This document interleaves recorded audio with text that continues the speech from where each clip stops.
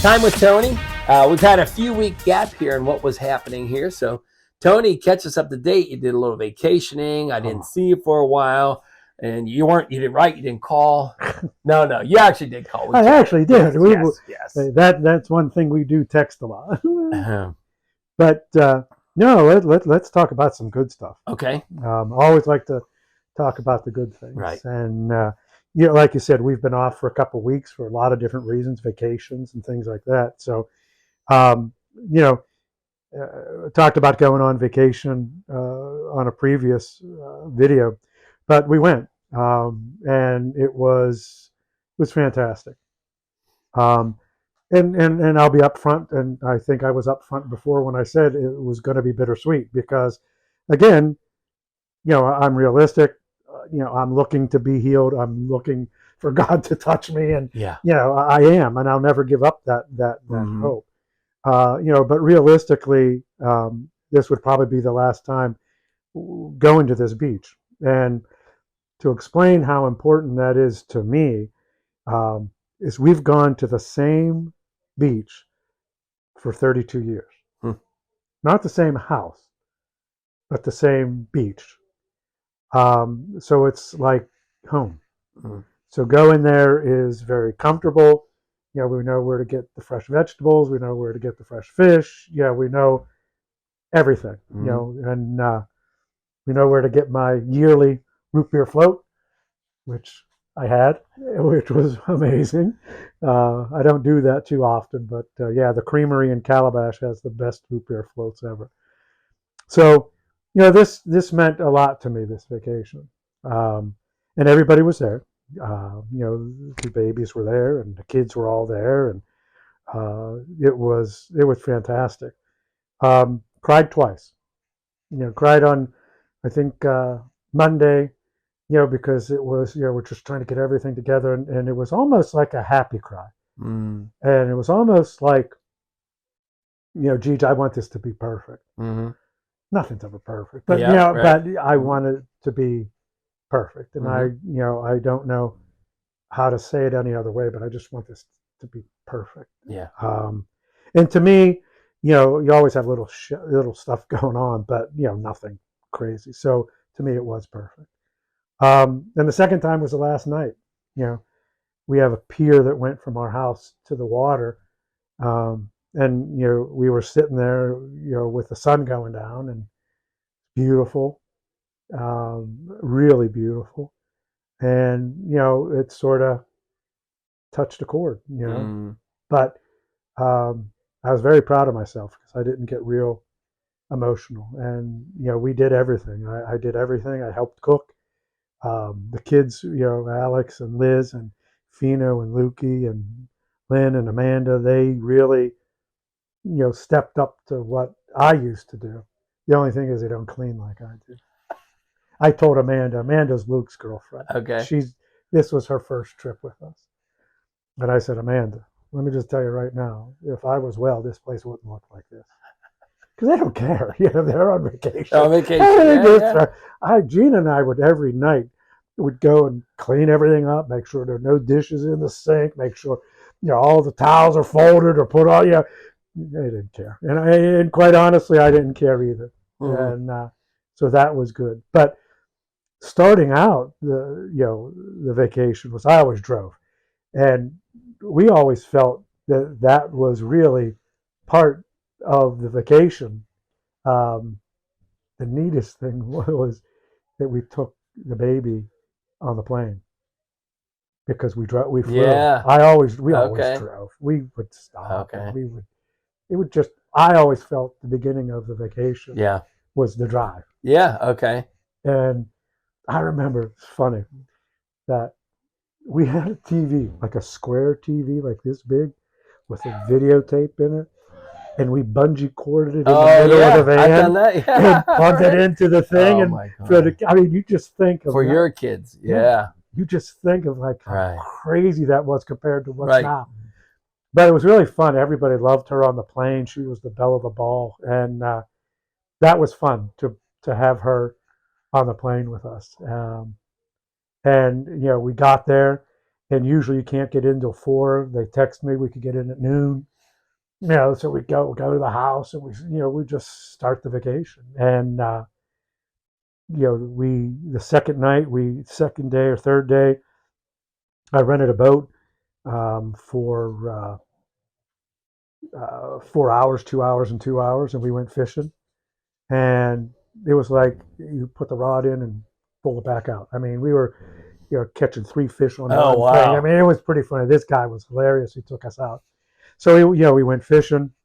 We made all of our meals, our Thanksgiving dinner, our Italian dinner, our Mexican dinner, and played all the dirty card games or whatever, your Cards of Humanity, which having a new person there is a little bit. Oh, yeah. But did she adapt well? Oh, she's amazing. Okay. And my family's loud. Yeah. And Amanda did. I give her a lot of credit. She did so well, and she just fit right into the group. And like I said, everybody stepped up to the plate, knowing that I was not 100%. Yeah.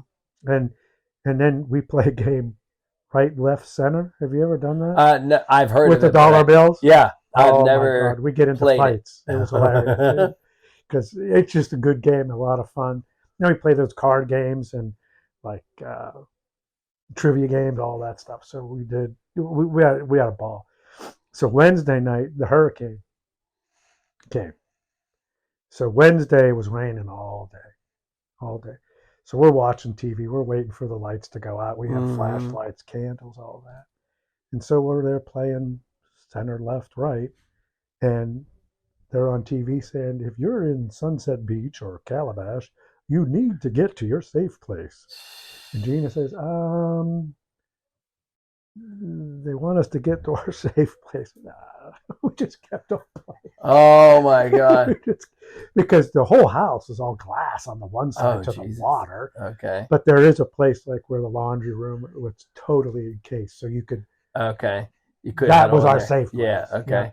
But Gina's like sweating, and we're sitting there playing left, right, center, and she's looking at the TV telling us to go to your safe spot. But nothing happened, and there were tornadoes, the warnings and things like that. But one day, so the whole week we missed.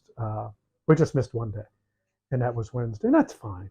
Yeah. We hung out, right. and right. We make Alex. We usually go on Alex's birthday, which we always made a cake for all these years. But this year it wasn't on her birthday. Okay. But we still made the cake and all I that. got you. So I mean, it was thoroughly enjoyed it. And the only negative thing that I could tell you is that's when I start for the first time having pain.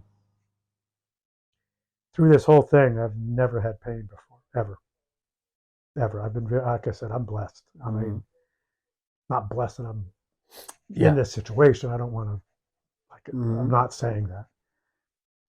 I've been blessed that, I don't have a lot of the typical things that go along with it, the diarrhea, the nausea, the vomiting, the fatigue, yes, but no.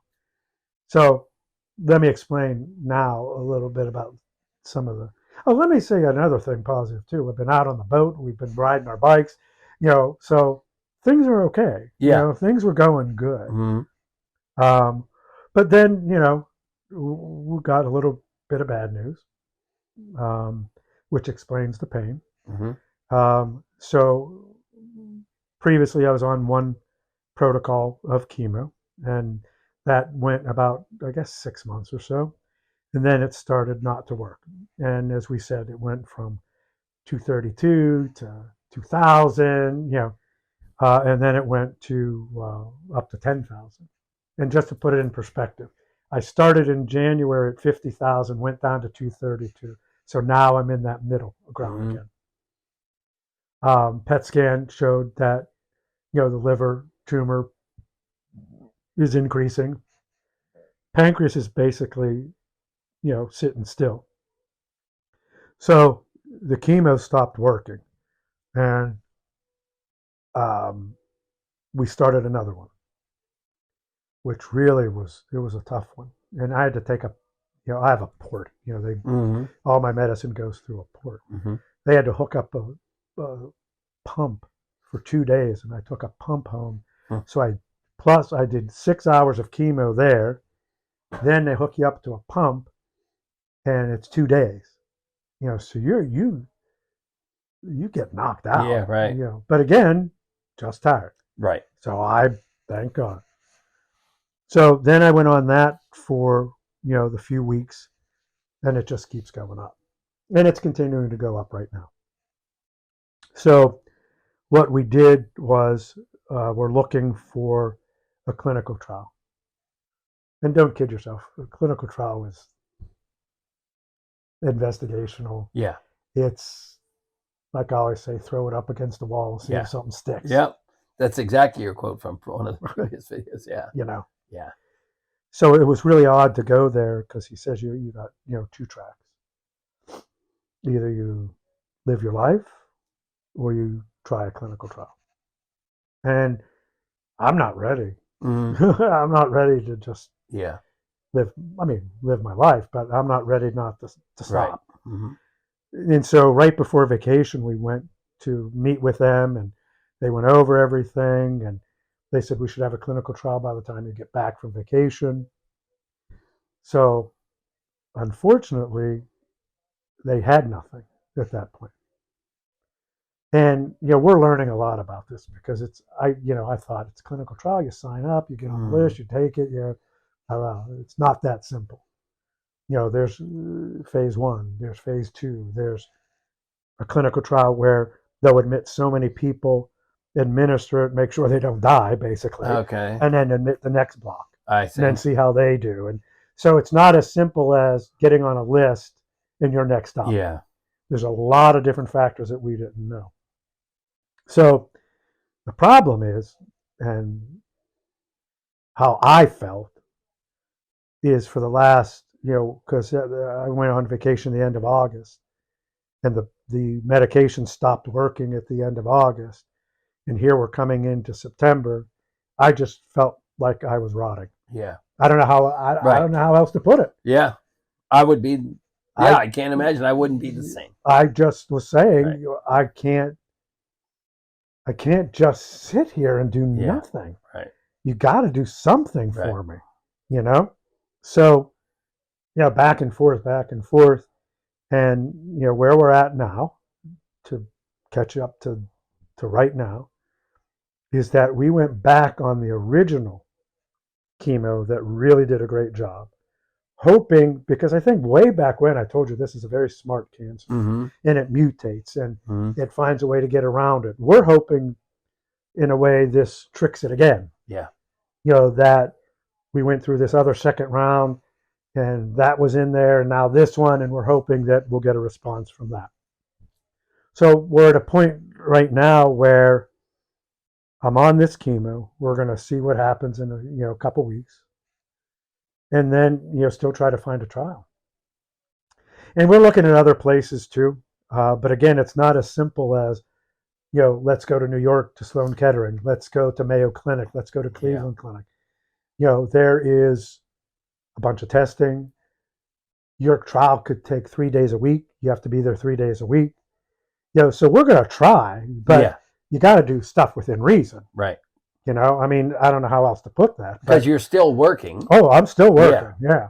And so, that's one thing that if I have to go to Mayo Clinic 3 days a week, no, I'm not going to work. So we're hoping that this chemo brings things back down, and then I'm able to get at a point where remission's not the right word, it's stabilized. Mm-hmm. Stop growing. Maybe have the numbers go down again. Right. And that's a goal. And this phase brings a whole new weird mindset to my head, because you go through all these different things.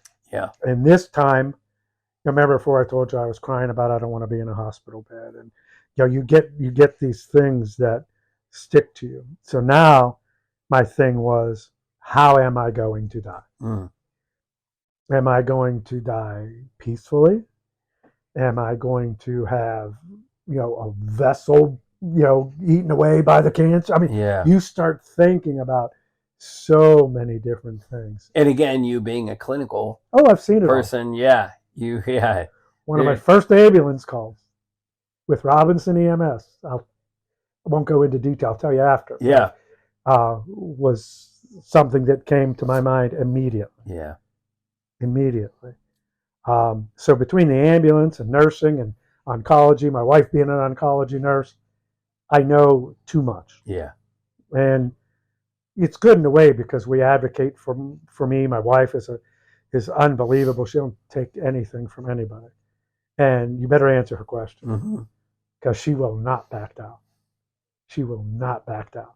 So I thank God again for her every single day of my life. I don't know what I would do without her. But that's where we're at. And I'm trying to get those negative thoughts out. I'm still very positive. I'm still hopeful. I'm still, trying to live my life as best as I can. And that has been my theme all along. And I don't know what's next. Yeah. And that's probably for me being the type A controlling freak that I am, that's very difficult. Like if you would tell me, all right, this week this is going to happen. Yes. Then it's going to go into this. Then it's going to go into this, and then this is going to happen. All right, I can, yeah, we'll take it. We'll do it. But when you go in and they just say, yeah, just think if someone told you that you have no control over your life for the next 6 months. Yeah. What would you do? Yeah. Right. What would you do? I can't even imagine it. Right. Yeah. Yeah. Yeah. And so emotionally, you're sitting here thinking like, do I have to quit my job? Should I go out and have more lunches? And you're thinking everything. Yeah. Yeah. You're thinking everything. You're thinking, like I said to the doctor, is this the beginning of the end? Yeah. And the doctor said, no, you can't. You can't say that. Yeah. I just know for me, that day that I got the text from you that said you were having pain, the little bit that I know, to me, that was a punch in my gut. Oh. To know, because that had, as you said, that has never been. And I know what that meant. Yeah. And I mean, you've been with me since January. And I've never once complained to you about pain. That was a big blow to me. Yeah. And to be honest with you, I may have mentioned this or not for any prude reasons, because I'm not a prude by any sense. I don't drink. I think we did say, because I'm still a lot of fun without it. Yeah. You're always the head of the party, drinking or not. Yeah. So I don't like. I feel I'm so out of control right now. Yeah. That just putting this other aspect of pain medication, that means I'm out of control even more. Yeah. And that, and I mean, I think everybody realizes when you have pain, that means a tumor's growing. That's not a good thing. Yeah. So I think most of you would understand that basic concept. I take it to the nth degree, of course. Yeah. But I can tell you, I'm good. I have good days. Still, I have bad days. I would be lying to you to tell you that it's easy. But I still laugh. I still tell jokes every day. I still go to bed and make my wife laugh at night. I'm not. No jokes there. Used to.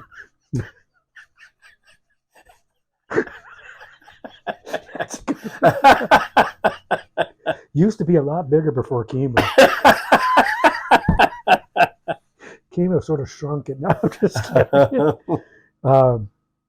But no, it's we're trying. Yeah, we're trying. Yeah, we're trying the best. What can we do for you? Oh, keep pushing you. Just pray and push, and don't let me get into a hole. Yeah. Because if you see me getting into a hole, if you see me not calling, if you see me say don't come, you got to call her and make sure you get here. Yeah. Because it gets dark. We've had some people ask, can they visit? And we're controlling that just till you get through this part. Yeah, this is a tough part. Yeah. Yeah. it's a tough part. And believe it or not, I got an email from like a girl in high school that, I mean, we were friends, and she said, I really want to sit and talk to you, Wow. Marcia. Yeah. Then my friend Sue, I just spent 2 hours with her this week. She's a rock, I'll tell you. She's very faithful, a lot of faith, and she don't give me any leeway either. I mean, she's tough, but she's been great. I've people just this week, and I was pretty sick, and people from Akron, Canton wanted to have lunch, and I said, "Oh, do you mind coming this way?" I'm trying to be nice. Yeah. And they came. But that's cool. And people say, like my sister-in-law came yesterday, and she made me soup, and and I appreciate that stuff more than you can imagine. And she says to me, "Do you ever get sick of talking about this?"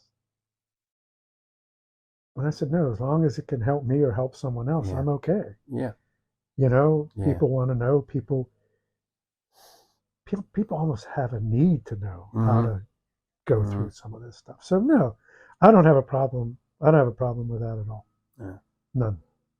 And I just want to continue to talk about it, continue to give updates, continue to encourage people. If someone is a newly diagnosed or has a relative that's newly diagnosed with liver, pancreatic with cancer, anything, yeah, this is probably a good way to start, is just trying to, not, as you have said from the very beginning, there's no playbook, and your playbook isn't the same as anybody else's playbook. Somebody might shudder, but the fact is that this hopefully is helpful, and that's why we're making this. Yeah. It's very helpful for me. On so many different levels. Just the catharsis. I don't even know if I said that right. I'm not good at that. It is cathartic. It's cathartic. Our literary genius just showed right there.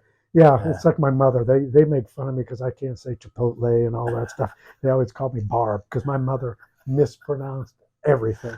Everything. Funny. I had her on a radio thing one time because they were saying how people mispronounce things. I had to get my mother to say, I think she calls them mammograms or something like that. And I won tickets to something. I mean, because even in her obituary, it says who has like control of the English language because she chopped everything up. But I'm getting to that point.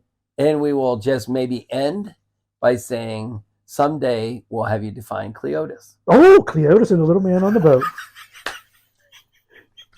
Johnny, you'll love that one. Bye, guys.